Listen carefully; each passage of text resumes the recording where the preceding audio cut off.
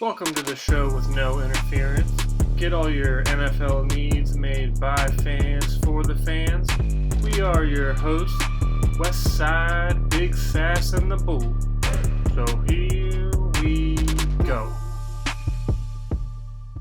Alrighty, welcome to the show. This is episode 22 of No Interference. No, it's 22. I have it written down, alright? I just wasn't sure. Episode 22 of No Interference. You guys are ruining my intro. It is episode 22. This is No Interference, and we are your hosts, West Side, Big Sass, and the Bull. Fairly good amount of news going on in the NFL now that we got camps and this Hall of Fame game going on, if anyone actually cares about it. Hall of Fame. Yeah. Hall of Fame. The Jags and Raiders. But, yeah, so let's just hop to it. First thing on the board today, Deshaun Watson, the NFL, or the judge ruled that he was, due for a 6-game suspension, which I think everyone was a little surprised about. And the NFL turns around and says they're going to appeal it and go for either at least a 1-year or an indefinite suspension. What do you guys think? The NFLPA wants to go ahead and just jump right on in and start suing the NFL. Suing and countersuing. Yeah. It's pretty funny, though, because they're supposed to work together to benefit the greater good. But one's, 6 games is too much. The other's like, oh, well, it's not enough. Nobody knows what happened. Right? Nobody knows what happened. None of us know what happened, but people know what happened. Deshaun Watson knows what happened. The girls say what happened. Nobody on the outside of either between him and the girls knows what happened. His lawyers probably know what happened. He's like, you better tell me the truth right now. But it's also a class action lawsuit. So, are they just jumping on for the money, or are they here to actually do good? His lawyer already said a happy ending isn't illegal. Technically, no. If you make them give you one. Exactly. Even though I don't think that was ever part of it. Let's just assume that. Let's just all agree that he's a deviant. Yes. But everybody's trying to blame the Texans because it didn't come out until he said he wasn't playing for the Texans again. He himself said, "I will never play a snap for the Texans again." And then, bam, bam, bam, bam. Were all these girls Texas-based masseuses? No, I think there were reports that it was different. Some were different areas. I mean, traveling during he would. Yeah, I'm pretty sure there was somewhere it would be different states, and he would get a hotel and be like, "Come on up." Apparently, the Texans organized every single massage he's ever had while he was in the organization. I thought that is confirmed. Oh, really? They paid for it, and it was planned. Now, because I thought what he does in the room per se, but it was on the organization. I thought multiple girls were saying that he would text them and be like, "Hey, come on up." Well, I mean that's what they said, but no, the report is the Texans at least paid for them. Oh, well, if you're a team with a disgruntled quarterback and you know he likes to bring on many options to get his massages, you probably would foot the bill for those.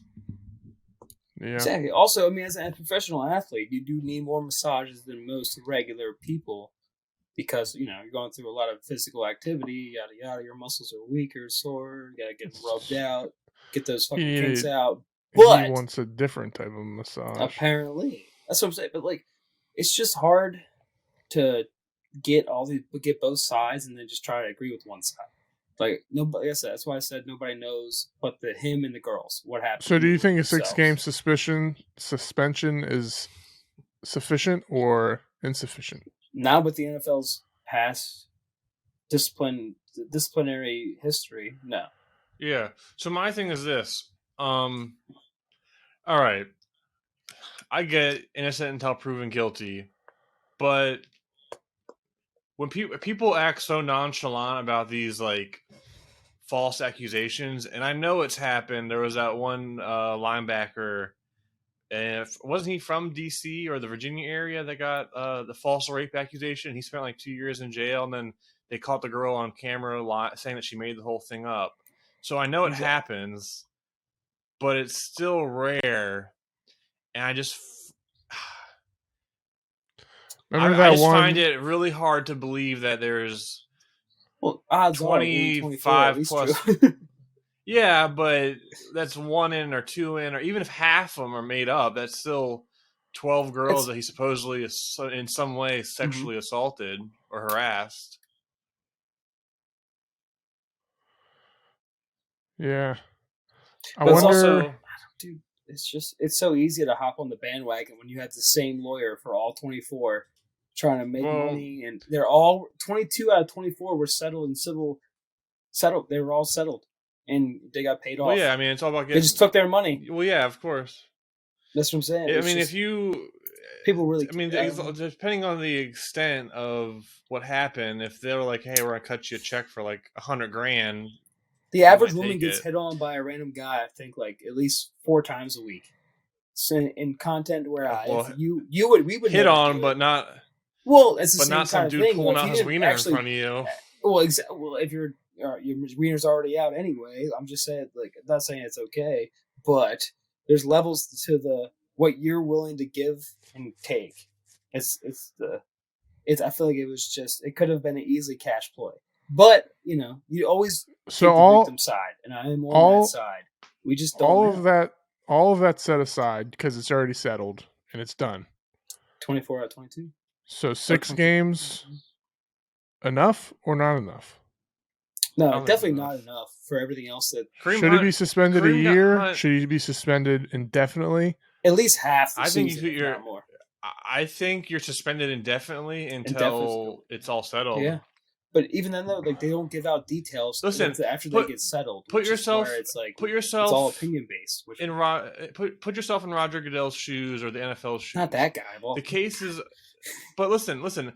Even if all but 2 are settled, let's say you do. Commit to the 6-game suspension, and then like some court, or you find that your NFL investigators find evidence that like what the girls are saying was true. Even if it's just 2 of them, these days, like I don't think 6 games is enough depending on what he did. No, it's not. If it was even just 2. No, but at the same time, so I think the unknown, like if he settled all of them, I honestly would say it's different if he settled all of them. I don't know if 6 is still enough, but if he settled all of them, I would feel better about it. For me, it's all about when money is a motivation. I don't trust any of it. The whole situation just seems super suspect. Yeah. Not that I'm sure he could have been a huge perv, like, and it's not okay. But you don't just take whatever the lump sum was if it's really that detrimental to your life. Like you're not just gonna fucking take $20,000 or $50,000, whatever it is. Like it just doesn't make sense. None of it makes sense. There's no details. There are no details, which is like makes. Ugh. Well, like okay, so DeAndre Hopkins got 6 games for trace amounts of PEDs. Kareem Hunt got 8 games for. They said kicking a woman, but it wasn't even a kick. If you saw the video, it was more of a push with his foot. It wasn't a Ray. And he got 8 games. Yeah, and then you just think they would have learned their lesson. Well, I think they did learn their lesson. They didn't suspend Ray Rice enough. More evidence came out, and they did. That's one of the reasons. Yep. And then they had to then go and overreact to an extent. So I think the league is going, okay, we can't let that risk that happening again. Yeah, it just seems like no matter what, it's never right when it comes to these suspensions derived from something unrelated to sports. Well, not even unrelated to sports. Calvin Ridley's is technically related to sports, but it's Calvin Ridley gambling. Bet $1,500 when he wasn't even playing, and whole year. Yeah, I get that. Like you mentioned the other day, you're fine with that one because it's setting an example. But like, I don't know if you want you could be setting the example so no one ever does it, but I mean, I don't know.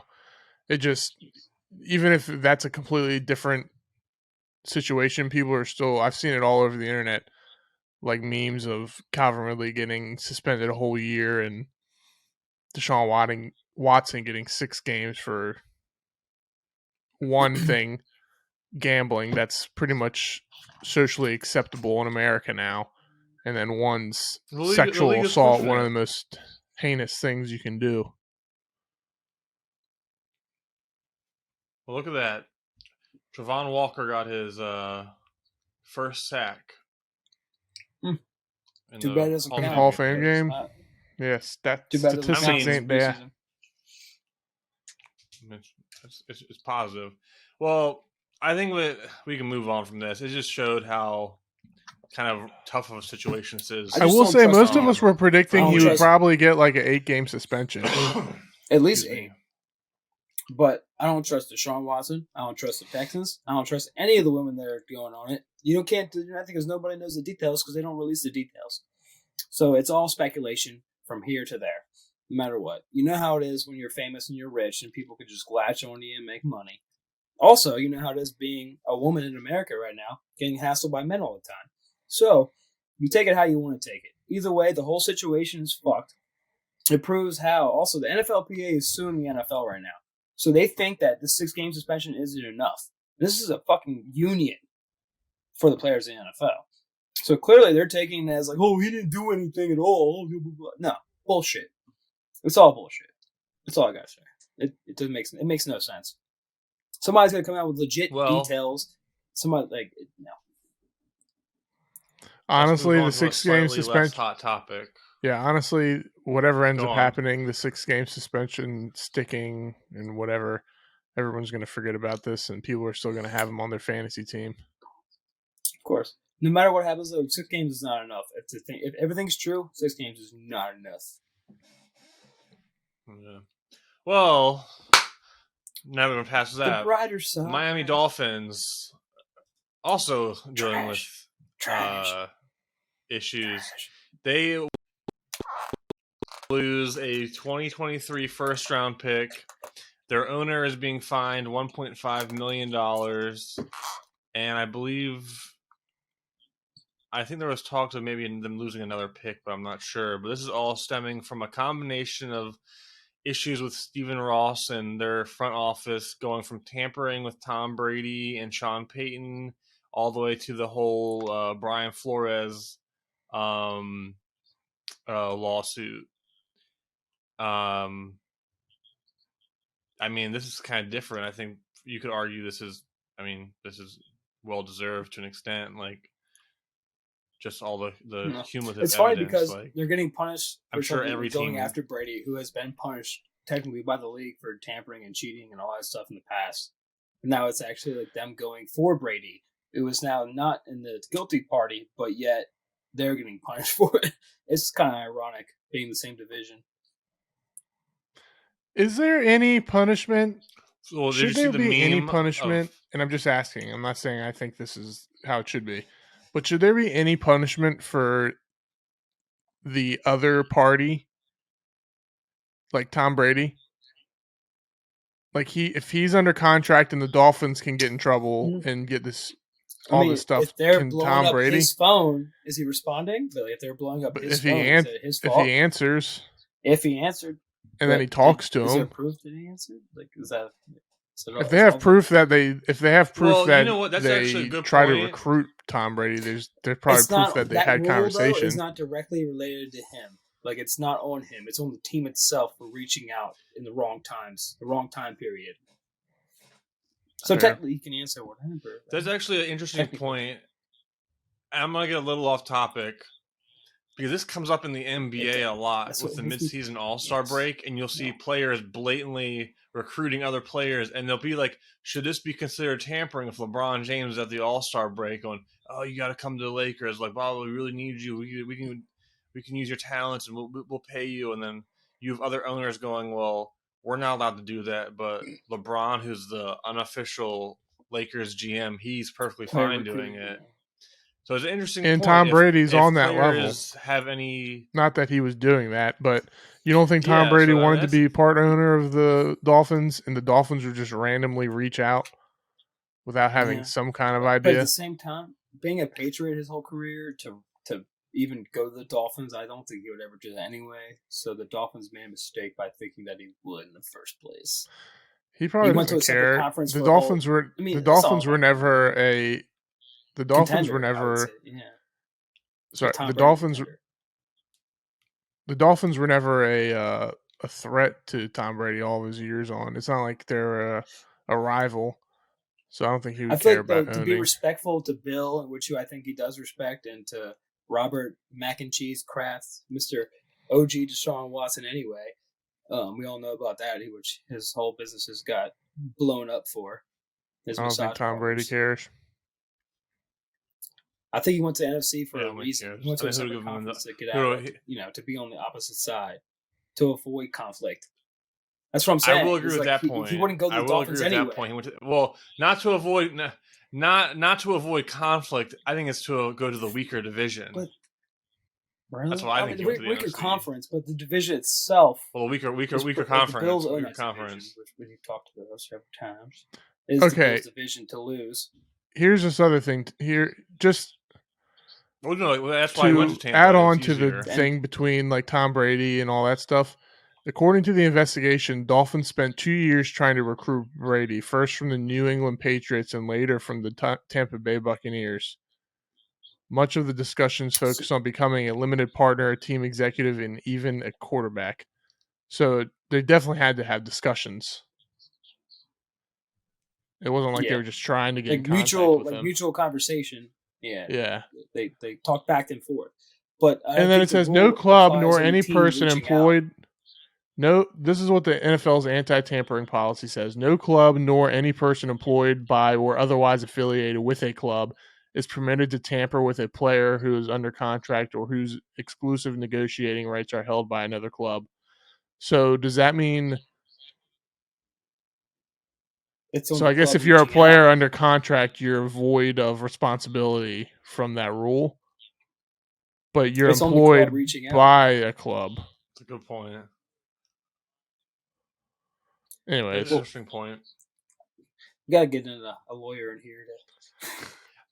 I think this is also a reflection of the league kind of being over Stephen Ross as an owner and wanting to try and force a change in ownership. Darren Snyder, people know that. But even Goodell said we can't even kick Schneider out. I'm like, oh my god, y'all suck. Yeah, but he can't. He doesn't have the power to just kick him out, which is It's common knowledge. Yeah, but the other owners vote. So the Dolphins apparently asked for the Saints' permission to interview Sean Payton, but the Saints said no, and they're like, do it anyways. That's what the investigation found. I'm sure there's tons of tampering. Like I would bet money that during Sean Payton's last season with the Saints, honestly, Cowboys, I think we've talked about this before. I think every team cheats every year, but only certain teams get caught cheating in certain ways. Like there's so many laws and rules and regulations that they break them every year, but only certain ones actually have enough evidence to be talked about. You need evidence at the end of the day too. Here's another thing. Should it doesn't really say, but like how many people were involved in these acts? Like, does it go from the manager or the head coach all the way up to the owner? Does it go from the general manager to the owner? President, like, what happens if it was literally the owner on his cell phone?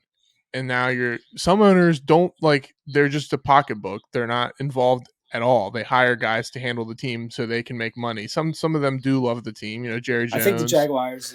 Good Stephen so Ross. Should they lose if that was the case? Stephen Ross on a Saturday.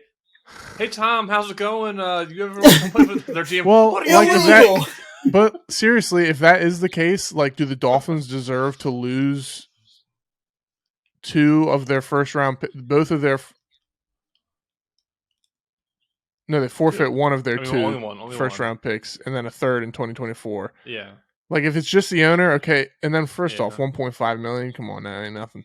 And then suspension. What is suspension going to do? A 6-game Did you suspension see for that the owner. video of This is a little off topic, but kind of after what you just said, it was somewhere.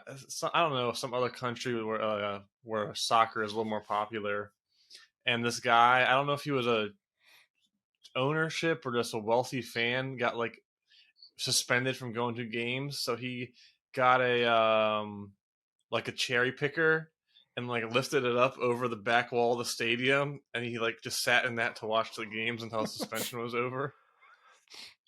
You gotta do what you So gotta he do. could watch from the parking lot. It's a tough one. But I mean, I would say there's enough evidence, and again, it's the league's just sending a message like, Yeah. these Also, are the rules, don't break them. I mean, no one cares about the fine. and they love They're Brady. billionaires, but Brady's not going to the get loss of penalized draft for this. pick. The loss of draft Brady's pick the is golden boy. important. He's not going to get penalized for the Dolphins reaching out to him, trying to, in free agency or whatever, before free agency. It's not going to happen. True. Sorry, I was trying to. That. There's a lot of good talking points, though. There really is. There's a lot of information in this investigation. I was trying to find anything else juicy besides those two things. The NFL log clause book is like probably 500 pages thick, and you know what I'm saying. There's a reason why the NFLPA is a thing too, because these players don't have to do it for themselves. They have the NFLPA to fight for them. 500 pages thick, like literally, like, and you have clause A, B, C, F, D minus +4. It's just, oh shit, it's right now. Clause 12.0034 AB. The storm came down here. What y'all send down here? Jesus, it's pouring outside right now. Y'all can hear it. Oh, it's at your house. I don't hear it. Yeah, apparently. I didn't look at the radar, but Jesus. Yeah, we could probably have a whole episode talk about all this stuff that's in this Dolphins allegation, so let's just keep it moving. Did Brian Flores make the Dolphins a target after what he said a couple months ago? No. You never know. It sounds like this was going to happen either way, but they did look into the Brian Flores stuff. Seemed like a full, thorough investigation. For sure.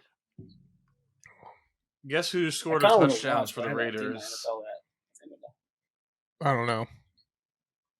Amir Abdullah. Amir Abdullah's still playing? We were just talking about Abdullah. Last talked about him like one of the first few podcasts. What a bust. West Virginia, right? No, I'm obviously thinking of the wrong guy. Maybe you start being the right guy. Per usual. Maybe you start being the right guy. Yes. Whoa. Still an all-time great. That was a trip. All right. I accidentally closed a tab, and I had a YouTube video up of our podcast, but it was in the same spot as the live podcast we're doing now. I was like, oh my God. It is. It was like $500,000 in all of Delaware. Cheese and rice.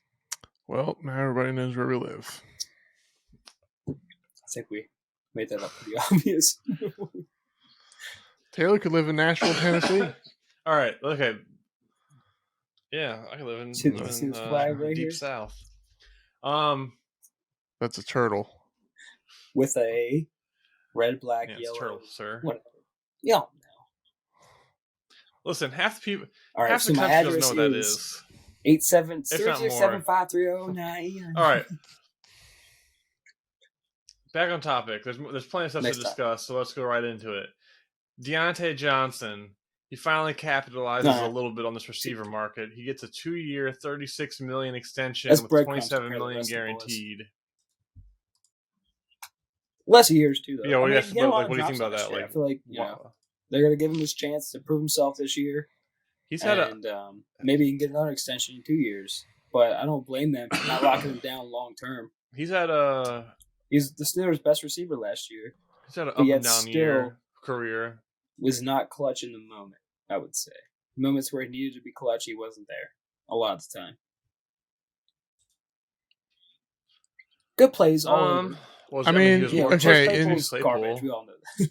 In 2020, he had 144 targets, 88 catches. He had 14 drops. That's really bad.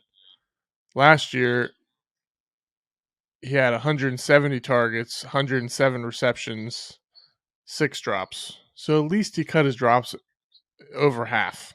20 drops in 2 years isn't as bad as what it could have been, I guess. Look outside looking in. Yeah. What? My biggest thing is this could be a reflection of Ben Roethlisberger, but the 10.9 career. I would say that probably has a little bit more to do with Ben Roethlisberger and the type of offense they've had the last 3 years. But I mean, also if you're Deontay Johnson, and let's say you do pop off as you're the surefire number one for this offense, Kenny Pickett is average, and he can push the ball downfield a little more than late career Ben could. You are on this 2-year extension, so you play this year, 2 more years. I don't remember how old he is. He is 26 years old in 36 days. So he'll be 27, 28. So he'll be 28 going into free agency, possibly 29 going into free agency, possibly with 2 or 3 very good years. 29's not. I mean, you still got years left for most receivers. Yeah. I think he's a good. I don't know. I feel like there's just. I would want to know how the negotiations went, because none of these receivers that have been getting extensions have been consistently great. You got DK Metcalf, who's just a physical freak, and he's put up the most volume. Terry McLaurin is a fabulous receiver who just never played with a quarterback. AJ Brown is super efficient, but he does have some injuries. Debo, he really finally popped off this year, but was amazing. Yeah. But still, all the other ones were getting $25 million a year for 3 to 4 years, and you get you get $36 million. Yeah, but it also reflects, I think it reflects back though, because now they lost Juju. They don't have anybody else. They have George Pickens, which we're high on George Pickens, but now going forward, who is their main receiver? Him. So he at least has to get something. Pat Freiermuth. All right, I like Freiermuth, but he is not. I don't think this. I mean, maybe this year could be a breakout year. I mean, no, they got nobody else besides him and Pickens to be number one, though. So he is technically their number one wide receiver. I mean, their receiving core. It's not like it's Chase garbage. Claypool is the most overrated wide receiver in the NFL. He is one of my least favorite players. Minus his personality, which is complete garbage. Because whatever. Doesn't matter. Besides the point. His production is still subpar. If Patrick Mahomes' brother was athletic enough to play on the football field, you get Chase Claypool. Bam. Yeah. I'll just never get over him. And they got mad at everybody. He likes to act like, but yeah, he still defends himself, thinking it was has a great excuse to why he did what he did. You went like this, motherfucker, and the whole team behind you, let's get to the line. No, stop. Just stop. Remember his rookie season, they were undefeated until they played Washington, 11-0. Losing. Yeah, I don't know what that's about. Shut the fuck up. Get out. Nothing. Yeah. But his defense is I made it. I'm in the NFL. Cool, bro. There's a million other players in the last 50 years that have done it too. How about you act like you're here now and just do it? Yeah. He likes to celebrate. You get a touchdown, different story. The game's on the line. You have time clicking. Come on now, bro. Back to Deontay Johnson, I think we can all agree, well, maybe not. When we saw the update, Deontay Johnson extension, 2-year, $36 million, we were all like, that seems a little low. I don't think so, personally. I think he got what he deserved, if not a little more. Yeah, I don't think my gut wasn't that it was low. And I don't know if it's fair to say, the market's blown he up just doesn't have the same, recognition those other guys have, even though he put up a good year statistically. like, you got to be a little bit more than the casual fan to know who he is. And I know, like, Terry, AJ Brown, and DK, like, if I went and asked a random person who doesn't watch football who they are, they wouldn't know either. But I feel like Most they have a likely. little bit more of that. More likely to know. That is true. Real quick, all those other receivers, Debo, DK, AJ, Yeah. Terry, you kind of know them by Yeah. first name. Yeah. Deontay, I feel like you're Terry as well would which not be Deontay? known as much as the others because of his. He's gotten over 1,000 yards every, pretty much close to 1,000 yards every year. But being in Washington, you don't know as well. And then with AJ, he just got traded, so his name's in the news. DK Metcalf has been in the highlights for not only just his catching, but the chase down with Budda Baker. All of those players are by far the best weapon on their team, except for, you could argue, I wouldn't argue, opposite DK Metcalf. Tyler Lockett. Yeah, I would say Tyler Lockett's better by far. Lockett. Fantasy owners know all of them. But who's a better receiver? Well, I mean, even though Juju hasn't been doing good the last few years, like most, he did break his hip last year. That's most people know who he is, shoulder. And they just got over, like, I'm gonna break your. Was hip. it the year before they drafted him that they got rid of? It was like the end of the Le'Veon Bell and Antonio Brown years. No, so Juju was there for at least one, not if not Juju. 2 years. Deontay. Yeah, Deontay. He was been there since same timeline as Terry and AJ and all them. I think 3 years. No. I'm saying he joined the team right at the beginning of the new era for the Steelers, where Antonio Brown and all of them and Le'Veon Bell left. Yes. He wasn't there. Anyways, don't remember the point I was making. Let's move on. Well, it's a different atmosphere, as Rob would think, as we were going with. All right.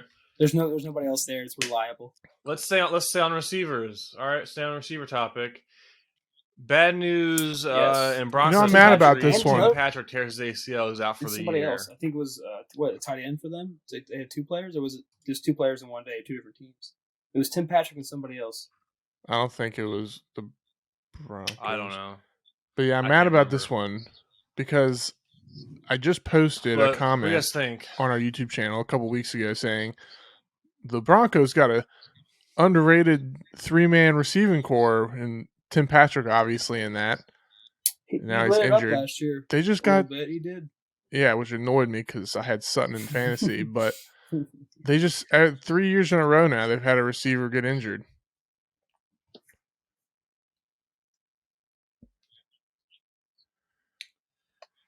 Yeah, and I think this is a bigger deal than people think because there's a difference between being a very good offense and an elite offense. And when you have Courtland Sutton, who is a very talented outside receiver, you have Jerry Jeudy, who hopefully becomes a inside-out separation weapon. And then after all that, with the run game and Russell's mobility, you have Tim Patrick, who is a very, very underrated receiver, especially at a number 3, probably a number 2 on most teams. But now without him, KJ Homer's got to step up. You still got Jerry. It's just different.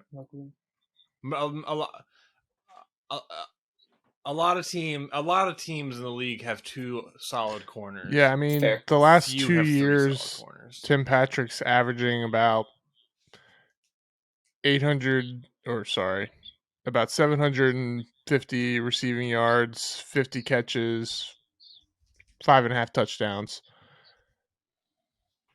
Like, what's replacing that? Like, RJ mentioned KJ, but he was injured most of last year. His rookie year, he had almost 400 yards and 3 touchdowns, but he had 7 drops on only 56 targets. Yeah, this is his opportunity to step up, but will he? I don't know. He's a deep threat, I feel like. Only. But like Tim Patrick, he's a 6'4" wide receiver that is averaging Yeah, it's got a 14 little yards bit a of a catch for different his profile than career. Hamler. Oh yeah, big time. I don't have his splits, but Hamler's a little small guy. But I'm pretty sure if you look at some of his games, Yeah, but without Tim Patrick now though, so you have Sutton who hopefully stays healthy, and you have Jerry Jeudy who I can't pull him up right yet now. to play a full season, I think, in the NFL. Maybe his rookie year. This is his third season, so yeah. And now you're already before you even hit the.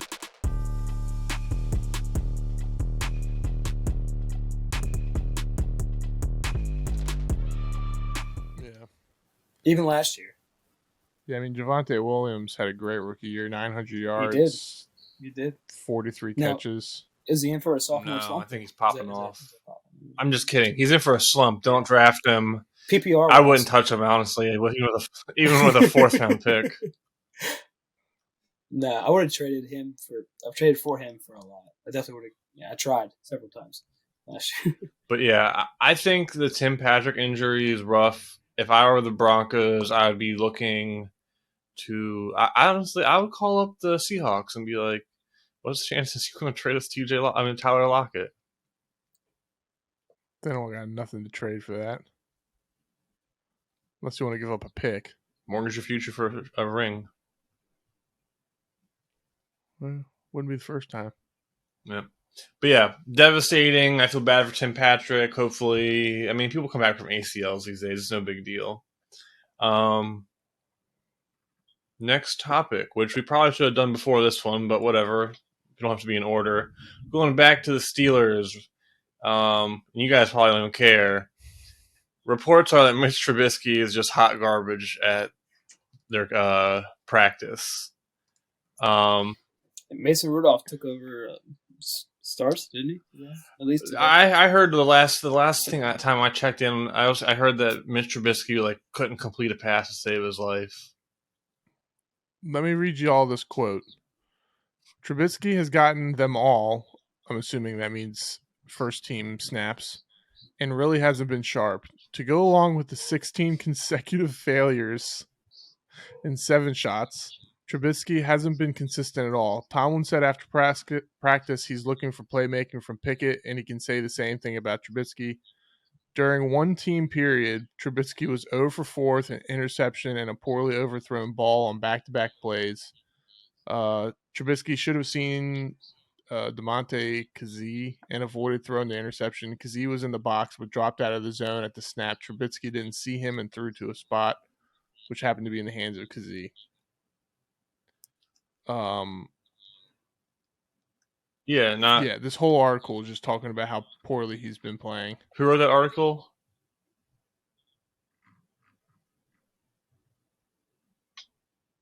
Some random person. Oh, I was curious. Okay, it's from Bears Wire, so they might be a little salty. But I like Trubisky. I really thought he was going to play. I thought he was going to take over for most of this year, so Pickett could get some training in. What is Pickett gonna get from watching Trubisky for a year? Nothing, but he can adjust to the speed of the NFL and get the playbook down. Adjust to it on the field. Don't put him in. Tomlin's a good enough coach to not put him in a bad situation on the field, but I mean it's valuable play time. You got a horse in the back for now, and you already said you're going to run him to the ground. Yeah, that's what they're going to do. Just do it anyways. They're going to run him to the ground, and it's just going to be why draft him? I just don't get the point of drafting a first round running back. You're like, we're just going to burn him out before we're even competitive. Like, it's a wasted pick. I don't agree. I don't agree either. But Mike Tomlin's already said he's going to do it, and lightning just struck. But yeah, I mean, if you're going to do that and play that game anyways, 300 rushes or whatever it is, and you're going to be throwing to them, assuming they're going to be throwing to Najee Harris a lot, just put Pickett in there. I mean, who cares? I don't know. Like, don't put him in fair point. Teams that they do have him, and they have an okay offensive line. Like, what's the Jets rookie quarterback? Second year, Zach Wilson. Zach Wilson? Yeah, like Zach Wilson. Like, they didn't have a game plan. They just, like, he was running around a lot, got sacked all the time, tried to throw the ball deep. There's just no game plan. That's an interesting point I think to bring the Steelers with Mike Tomlin. Did you see the report that Joe Flacco is apparently outplaying Zach Wilson at practice? No, I didn't see that report. I mean, a lot of things happen in practice that they can't do in the game, though. We all need to understand that Joe Flacco is not the same Joe Flacco from the Baltimore Ravens. Exactly. It's never been seen before. I'm just saying, exactly. Again. I agree with you. And why are there reports that... Just like Nick Foles, it will never be done before. It's never been done before. It'll never be seen again. Well, those both happened, so it could be done again. It will not the way it happened. Maybe when we're dead. In 70 years. That only happened 7 years. There's a fairly long history in the league of Joe Flacco was at least a starter. Nobody's ever came in at the end of the season and did what Big Dick Doug Williams. Did. Doug Williams? Just not the same exact way. He won a Super Bowl. Yeah, but was that during the lockout season? Yes. Well, there are still quarterbacks playing. It was like a 11-game season. That's like a 12-game season. For him, it was only a 5-game season. That's what I'm saying. But Nick Foles came in. For Nick Foles, it was only a 4-game season. It was actually like 6 games. But plus the playoffs. That's what I'm saying. It's just who's that guy? You gotta appreciate what it is in the moment. What I'm trying to say. What started this argument? I'm just saying it would never happen again. With who? Not the way Joe Flacco outplaying. It's the way it happened. Yeah, it was his playoff run. Joe Flacco has one of the best playoff runs. Didn't the Giants win a Super Bowl? 8 touchdowns, 0. The Giants won a Super Bowl with their backup quarterback, didn't they? It was I thought it was more than 8. That was like 17 touchdowns. I'm exaggerating. If that was the case, I would agree with you. It's never going to happen again. But it was like a 7 or 8. Didn't Phil Simms go down and the Giants won a Super Bowl with their backup quarterback? Phil Simms, Phil Crims. Never heard of him. Talk about the Giants. I've ever said on this podcast, but I'm sticking to it. All right, let's just get out of this. It was the way it happened. All right. You have an NFL MVP candidate going down hard. We ain't saying names because ain't no bias around here because he's my quarterback now. But all right, we're gonna stay with the quarterbacks. Joe Flacco. We're gonna stay with the quarterbacks. Matthew Stafford reports that he's dealing with elbow tendonitis. Big deal, a little deal. Old age. It's what he gets for being deal friends. At that age. It's what he gets for being friends with a baseball player. Got him out there tossing the old ball. So I gotta go inside and get dinner. Kershaw done fucked up. He's like, hey, this is the drills we go through. Just throw heaters. Throw heaters all day. After reports of last year, towards the end of the season, he was dealing with arm fatigue and back issues. Yeah. I don't know. I mean, the quote is bad tendonitis. But do you think at this point of the year it's really no worry? If you saw a report from the Eagles that Jalen Hurts was dealing with elbow tendonitis. I don't know the statistics on the QBs that deal in the NFL that deal with tendonitis in the elbow. But if you're a young quarterback like Jalen Hurts who doesn't throw with a lot of velocity, I would be a little concerned. But like Matthew Stafford may have had this tendonitis since he was like 18 years old. Like it just may have been reported or something. I don't know. Like you throw football your whole life with the velocity and the way he throws, because I mean he does have that sidearm type rip ability. Your elbow, I mean, it's not meant to do that. So just give him Tommy John. I don't really think it's an issue. And if he won a Super Bowl last year with similar issues, who cares? On another point, and this is just I've just thought about this. Like I could be just an idiot. Pitchers and catchers and other positions in baseball have to get Tommy John from blowing out their tendons and their elbows all the time. Has there ever been a football quarterback that just, ripped a pass a little too hard? And like, is it because in football it's more of your body than actually the downward motion of your arm. Well, that's what I'm saying. I think it depends on the way you throw the football and like Phillip Rivers. the consistency of throwing with velocity. Like when you're pitching, you're throwing the ball over, for the most part, 75, 80 miles per hour. I don't watch enough baseball to know what the consistent ball speed is, but I'm pretty sure it's the average there. speed's probably mid to high 80s. What's the top ball speed for an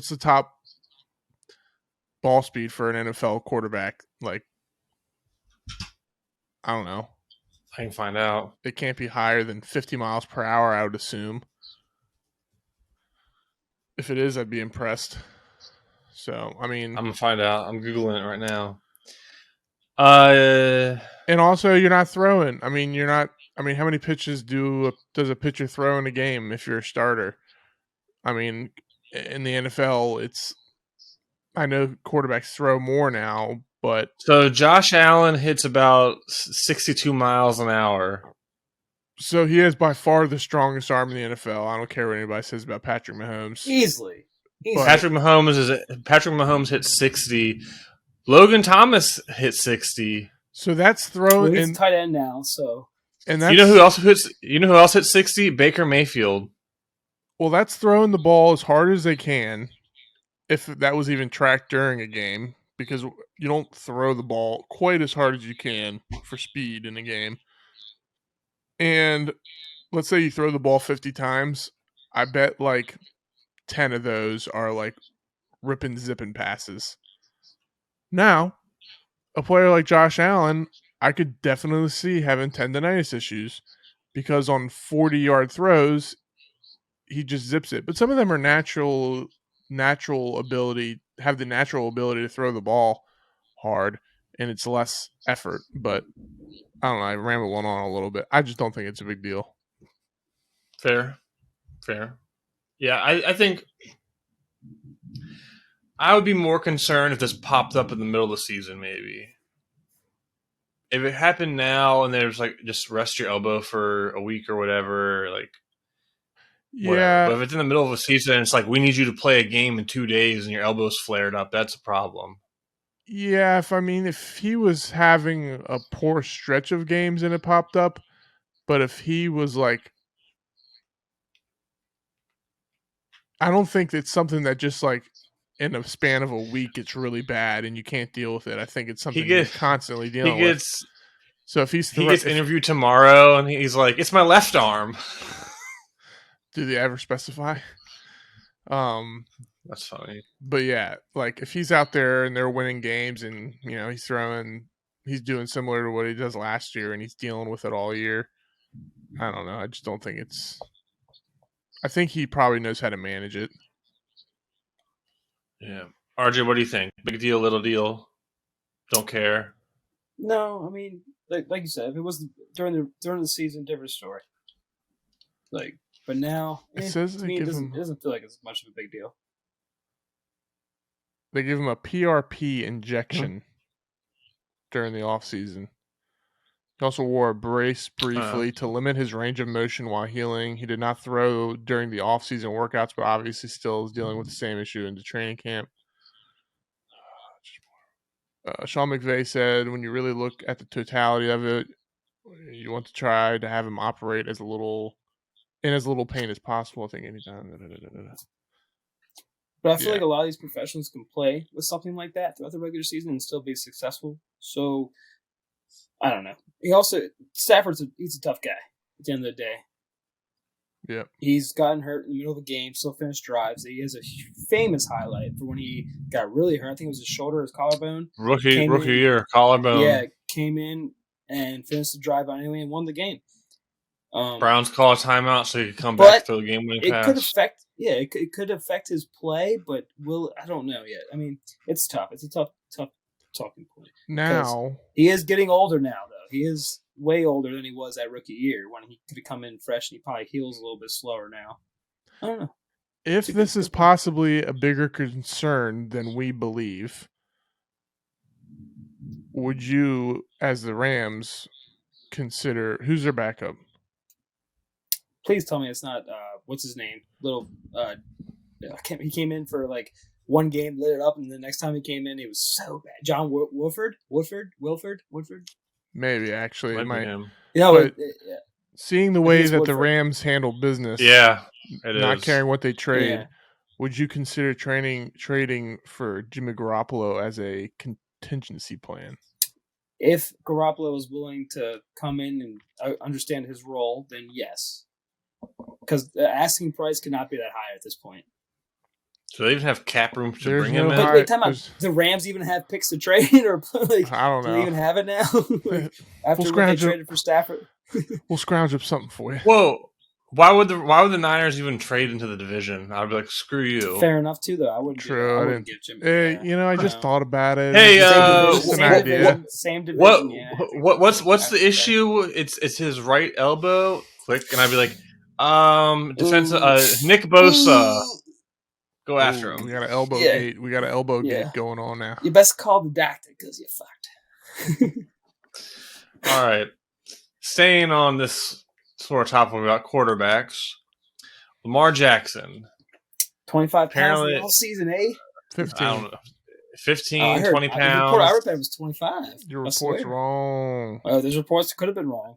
And apparently, supposedly he's coming in with some new throwing mechanics. Trevor, I think you were diagnosing his throw. What do you think? Change or no change? I think he throws off his back foot too much, personally. That's my opinion. Yeah, I mean, most people would all agree that his issue is inconsistent throwing motion and technique. Deep throws. In almost every game you watch with Lamar Jackson, a player or two comes up, especially last year, where he would be throwing the ball sidearmed, unbalanced, and it would be a poor throw. Like even a deep ball, he'd be throwing sidearmed.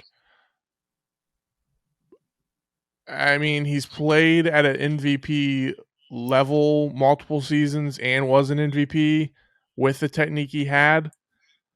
I mean, just from the one video I've seen in this training camp that's showing him throw a deep ball, it doesn't look that much different to me. It looks like he opened it up a little bit. I mean, I would say the one part of his game he really needs to work on is throwing the ball deep outside the numbers and maybe throwing with a little bit more touch outside the numbers. So, I mean, if whatever he did this offseason is going to fix that, I mean, it's going to make him even more dangerous. But, I mean, whatever he did small to help his technique is still, that's not, I mean, the best part about Lamar Jackson is him being able to break down a play and scramble and, you know, when he's running. He's on the fly. Yeah, when he's sprinting to the sideline, avoiding sacks, who cares how he throws the ball? So it's kind of a mixed bag. He definitely needed to improve it. I mean, you always hear these stories about quarterbacks improving their throwing motion, but I've never been I don't watch the film. I'm not sitting there watching them or coaching them. It's hard to tell. I feel like you really can't tell unless you watch a player's rookie year compared to like their 10th year. Like if you watch Aaron Rodgers highlights from his rookie year, you can tell a big difference in the way he throws. Especially just because he's an Eagles guy that had dealt with this. That's why I'm going to bring him up. Carson Wentz. Every year it was talked about. Oh, his throwing motion and technique is so much. He's worked on this and that. It looked the same every year. Maybe a little bit different, like small things, but his actual motions. I get you though. Yeah, I mean the way you plant your feet. That was Tebow's biggest issue. He couldn't. His throwing motion was complete garbage. I'll be honest. I don't care about their throwing motion as much. I think it's if you made it to the NFL with a throwing motion, I think you're sometimes more damage can be done tweaking it. But the one thing that I notice a lot with quarterbacks is their base. Are they setting their feet? Are they getting their hips and their shoulders square? Good point for this is Dak, which I understand why we all make fun of his little hip drill, but he does it for a reason. because he's not rotating his hips with his throws. He wasn't. He does it so he hips, can QB sneak in the playoffs. But yes, exactly. So the things that I notice, and most people notice when I act like I'm a guru, I'm not, about his throwing motion, which the biggest issues are his feet and that sidearm throw, kind of throwing. It's like Phillip Rivers can do it, but that's just a weird off, like it doesn't make sense, but he can do it. But what was the game they lost? Where was it? Mark Andrews? He had like wide open in the flats on like a 2-point conversion that where John Harbaugh was going for 2-point conversions. Yeah, Pittsburgh. And Lamar Jackson had him wide open, and he like did a little weird. It was just poor technique, and the ball. He lost the ball, and it floated over the receiver. I can't remember the details of it, but like if he could have planted his feet and drove the ball over his shoulder, it's not going to float over your head. If anything, it's going to go lower. Good point. Saying with Lamar Jackson and moving to his old pal Hollywood Brown. Did you see his thing? You got a speeding violation today?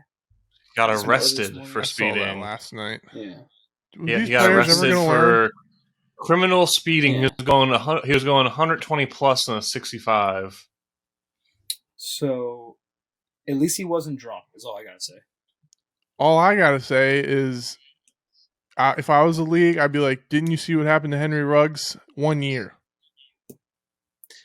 Different scenarios, though. I wouldn't suspend him for one. Hollywood Brown on a highway, an open highway, and a cop. It doesn't matter what. I mean, how fast was he going to get? Does it say how fast he was going to get arrested? He was going 101 or whatever. No, over 120. 120. And Henry Ruggs was going.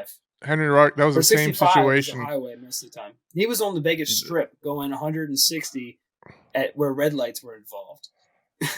Drunk though. His blood alcohol content was way too high. That's the biggest issue. I would almost say impaired and he was speeding. Hollywood Brown's so stupid. He's sober and he's speeding. I'm just saying personally, I've definitely gone over 100 and a 65 before. With no cops around. You're lucky you didn't get arrested.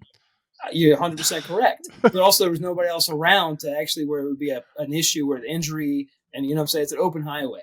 I'm not saying it's right. You can't make fast decisions when you're going 100, he's going 100. No, you're right, because if you make one little turn, you're fucking crashing. What happens if your car flies over the highway and hits somebody's house? 3 people dead. I'm just saying, I wouldn't compare it to Henry Ruggs, is all I'm saying. I was mostly using that as an extreme excuse to say, look what happened to him.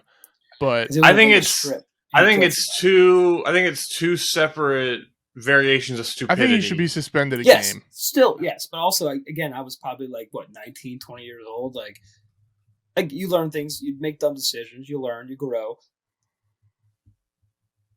No. He definitely. He's gonna get fined. He's gonna pay his dues. Pay the piper. No, he shouldn't be suspended or anything. I don't think for speeding. He was arrested. Why not? He was arrested. You get arrested.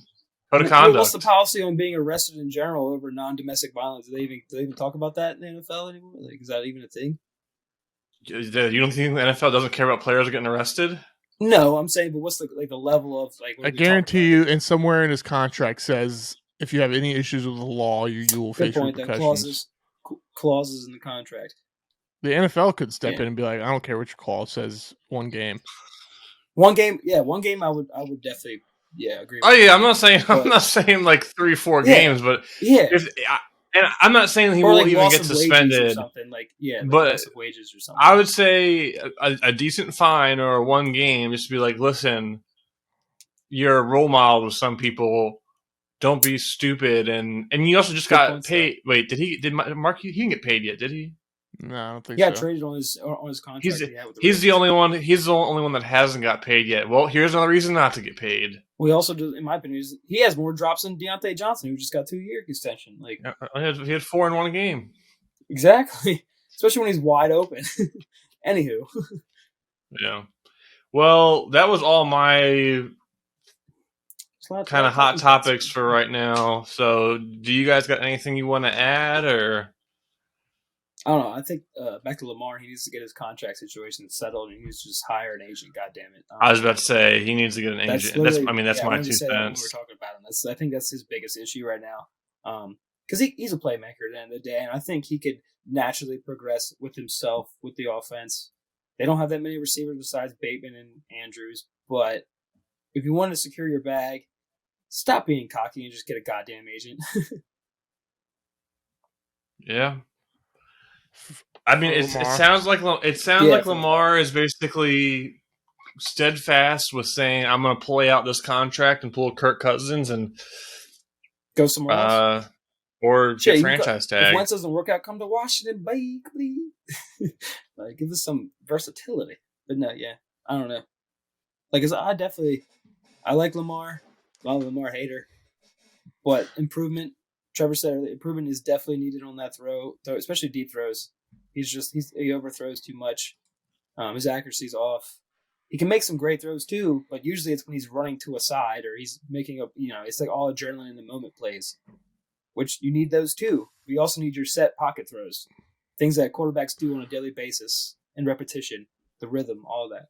Well, there's a reason why tight ends are usually a young quarterback's best friend, because they're big targets first off, and they're Mark Andrews. They're running simpler routes. They're slower.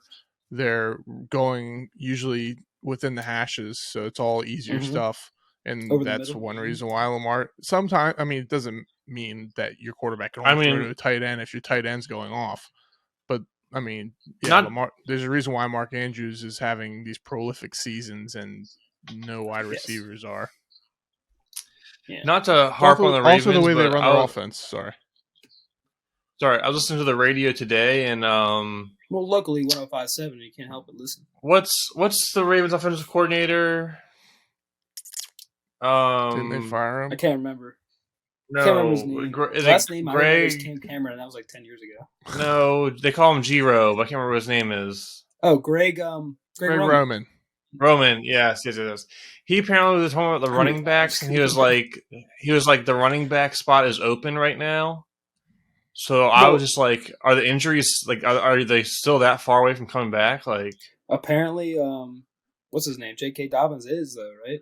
I haven't heard much about Gus Bus. So some people said it. It's just don't worry about them not being or still being on the PUP list, because that's not abnormal. But I mean,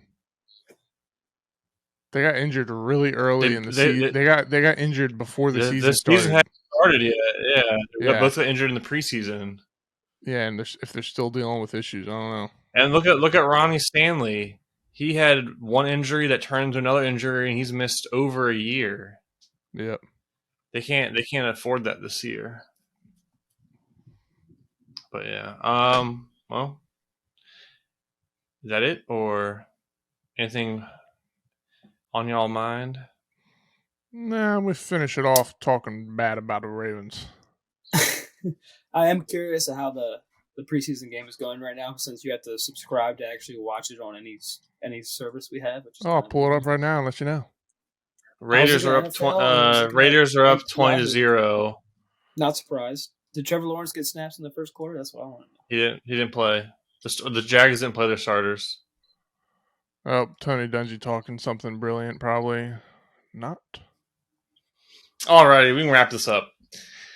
So that does it for episode 22 of No Interference. Once again, we are your wonderful hosts, Westside, Big Sass, and the Bull. Thank you to all of our fans and listeners, the few of you that are out there. If you enjoyed the video, do us a favor, like, subscribe, share if you really want to. If you want to hop into this little conversation, leave a comment, and we'll be happy to reply and have a little chat with you. But yeah, again, thank you to everyone that tunes in and watches the show. We'll try and bring as much content to you as possible moving forward. So that'll do it. Adios. See you later. Peace. I was waiting for it.